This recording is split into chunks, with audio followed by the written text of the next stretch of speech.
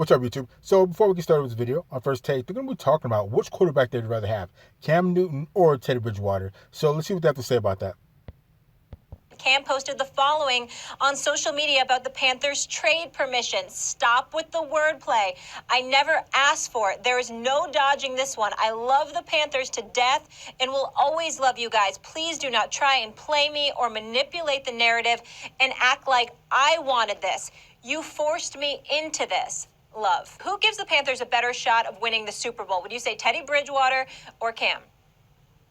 Well, first of all, I don't even view the Carolina Panthers being in the Super Bowl equation. Let me be very, very clear about that. And this is Chris. Yeah, but a lot of people said the same thing about the San Francisco 49ers last year, and they made it to the Super Bowl. Jim McCaffrey's team.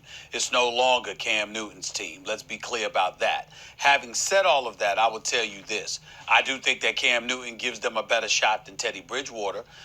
Listen, I like Teddy Bridgewater as a person. I think that he's a good dude to have on any team. He's a great, great backup. I think he can start for various teams in the NFL, but it's by default because I don't think there's a whole bunch of great quarterbacks in the National Football League. Hell, I don't think there's a whole bunch of good quarterbacks in the National Football League. So I would give a lot more credit to Teddy Bridgewater than what they're doing. So Teddy Bridgewater went 5-0 last year when he's backing up Drew Brees while he was injured. And one of those wins was a big win, I think, against the Seattle Seahawks. Don't quote me on that. I think it was against the Seattle Seahawks. So Teddy Bridgewater definitely held his own and did everything he was supposed to do and everything he could do while backing up Drew Brees. Like I said, he went 5-0. That's not some scrub coming off the bench and just, going through the motions. I'm sure there's a lot of teams out there that would love to have their backup quarterback go in there and go 5-0. So let's continue. Okay? As Max would talk about it, that middle class version that John Elway has alluded to, when he was talking about Brock Osweiler years ago, Teddy Bridgewater is an upgrade from that. I certainly would insult him in that regard. But despite the 5-0 record as a starter, he was relatively pedestrian. I mean, I'm looking at it here. Now, hold on. That doesn't make sense. It's like a contradiction. So he goes 5-0, but that's relatively pedestrian? That doesn't make sense. You got to give him a lot more credit than when he was given. And before he even got to New Orleans Saints, he was balling for the Minnesota Vikings. If he hadn't been injured, we'd be talking about a different scenario with Teddy Bridgewater. But unfortunately, he was injured. But he did everything he could do when he got to New Orleans Saints and went 5-0 and kept the New Orleans Saints alive so they can make it to the playoffs with Drew Brees coming back. So, I don't know. Let's continue.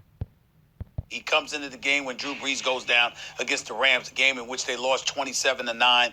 He completes 56% of his passes that game. All right. Yes, he completed 70, 76, 76. But you're talking about dipping and dunking. 165 yards passing one day, 177 yards another, 193 another. He had one 300-yard passing game, another 240 game. I mean, he didn't exactly blow you away by throwing for 300 or 400 yards or anything like that. Yeah, he just blew you away by going 5-0 and beating the heavy hitter, I think, in the Seattle Seahawks. Don't quote me on that. But like I said, 5-0, that's a big deal. That's a big deal, especially if you're a backup. So let's not downplay that.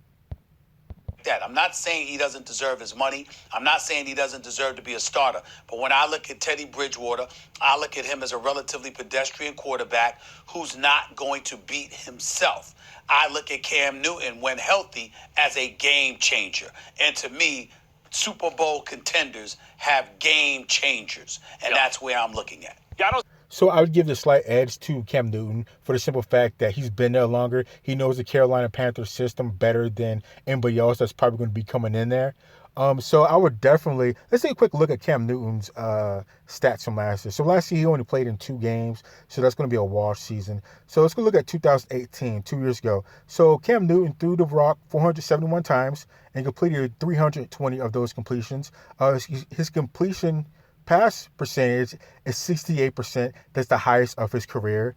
He threw for 24 touchdowns. That's the highest of his career. So, I think Cam Newton still has it. I think just last year was overshadowed with injuries, but the year before that, he was working on some career high stats. So I think Cam Newton still has it.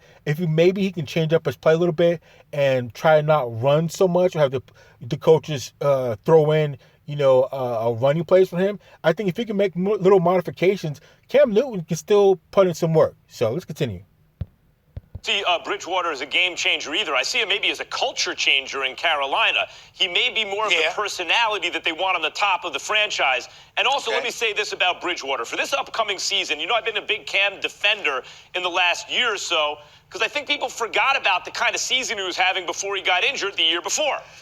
He was maybe better than he'd ever been as a passer.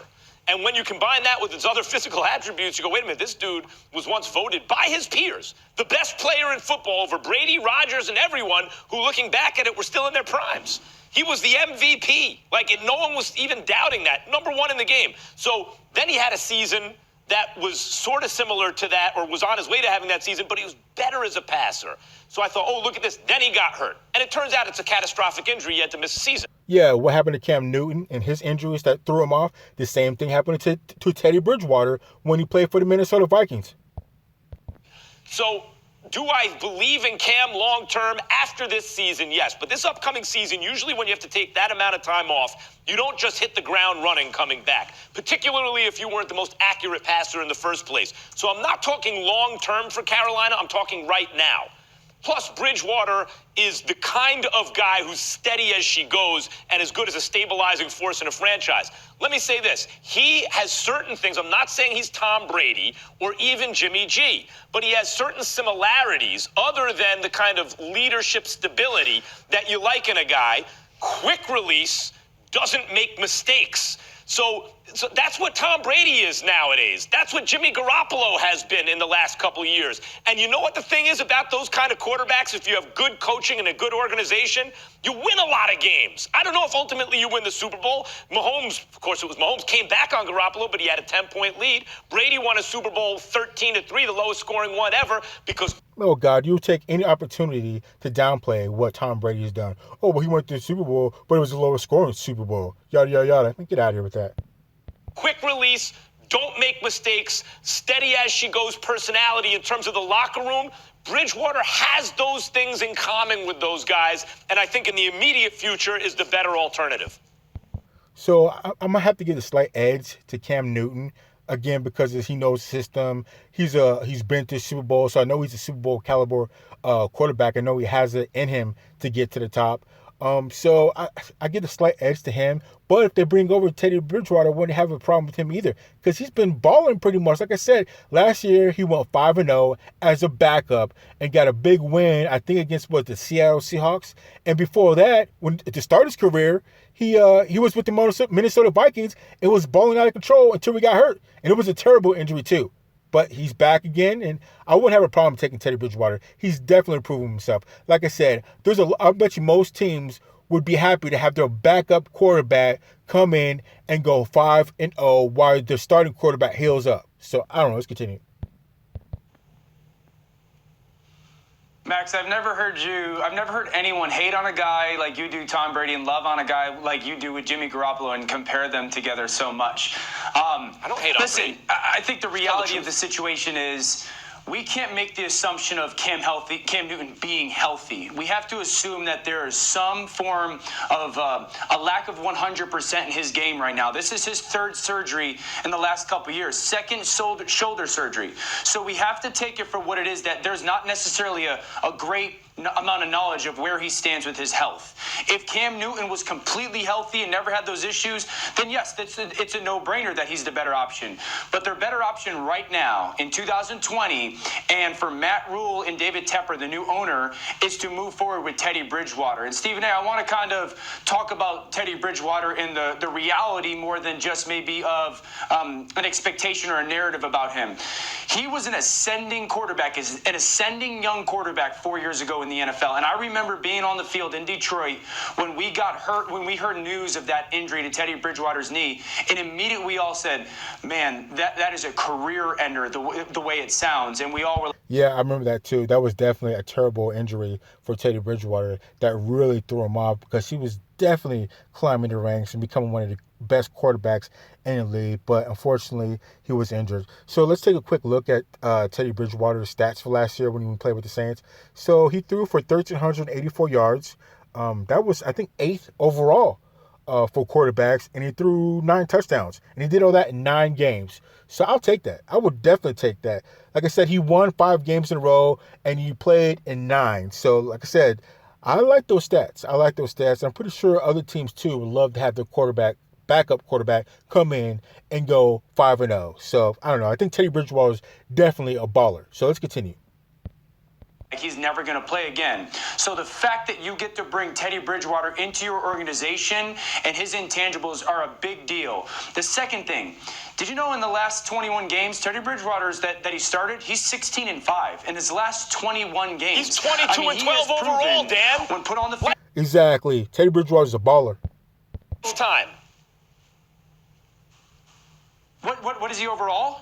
22-12 overall. He's a winning quarterback. He wins twice as much as he loses right, almost. So 16 wins in his last 21 starts. Also, in his last 35 starts, check this one out. He's played in 1-possession games in 30 of those 35 games. You're talking about a guy that every single week is going to give you a chance to win the football game. So, no, he is not going to be the 300-yard passing quarterback every game, nor did they pay him to be that. They paid him right around the 20th ranked salary quarterback-wise in the NFL.